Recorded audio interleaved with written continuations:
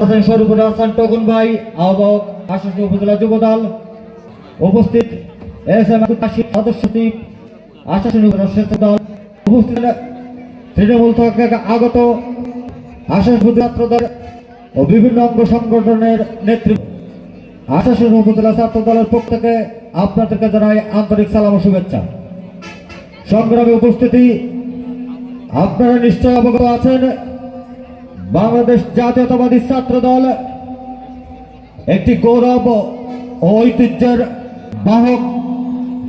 তারা এই গৌরবকে লালন করে, তাদের চেতনার সাথে ধারণ করে। সংগ্রামী উপস্থিতি, আপনারা জানেন বিগত ফ্যাসিস্ট শেখ হাসিনার আমলে বাংলাদেশের প্রত্যেকটি নাগরিক আওয়ামী লীগের দাবানলে, আওয়ামী লীগের প্রশাসনের পেছনালে যেভাবে সামাজিক, অর্থনৈতিক, রাজনৈতিক ও মানসিকভাবে ক্ষতিগ্রস্ত হয়েছিল, তার বিবরণ দেওয়া আমি ক্ষুদ্রতম ছাত্র দলের কর্মী হিসেবে সম্ভব। সংগ্রামী উপস্থিতি, ফ্যাসিস্ট শেখ হাসিনার বিতাড়িত করতে গিয়ে বাংলাদেশের প্রত্যেকটি নাগরিক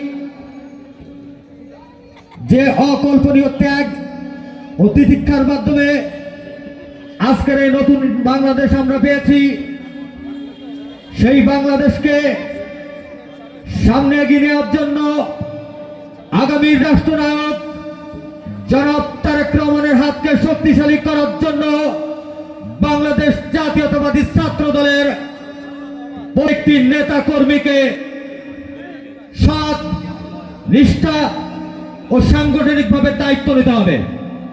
সংগ্রামী উপস্থিতি, আপনারা নিশ্চয়ই অবগত আছেন গত 15 বছরে সিরুল্লাহ ইউনিয়নের প্রত্যেকটি মাটিকে আওয়ামী লীগ অপশাসিত দ্বারা যেভাবে শাসন করা হয়েছে, ছাত্র জনতার গণ অভ্যুত্থানের মাধ্যমে বাংলাদেশ জাতীয়তাবাদী ছাত্র দলের সক্রিয় অংশগ্রহণের মাধ্যমে যে নতুন বাংলাদেশ আমরা পেয়েছি, সেই বাংলাদেশকে একটি সুন্দর ও সুস্থ ও সফল রাষ্ট্র কায়েম করার জন্য বাংলাদেশ জাতীয়তাবাদী ছাত্র দলের অভিভাবক, আগামী রাষ্ট্রনায়ক জনাব তারেক রহমানের দেখা পথে আমরা এগোতে চাই।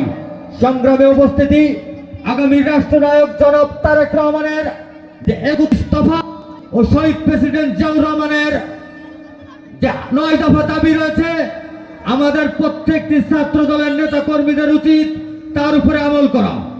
সংগ্রামী উপস্থিতি, আমি আমার বক্তব্য বেশি দীর্ঘায়িত করতে চাই না, তবে আশাশুনি উপজেলা ছাত্র দলের পক্ষ থেকে সিরুল্লাহ ইউনিয়ন ছাত্র দলকে আন্তরিকভাবে ধন্যবাদ জ্ঞাপন করতে চাই আজকের এই আলোচনা সভা ও মনোজ্ঞ সাংস্কৃতিক অনুষ্ঠান আয়োজন করার জন্য।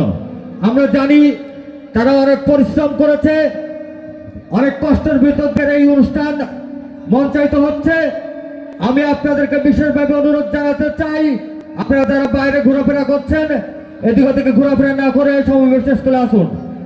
এই পর্যায়ে এই বলে আমি আমার সংক্ষিপ্ত বক্তব্য এখানে শেষ করলাম।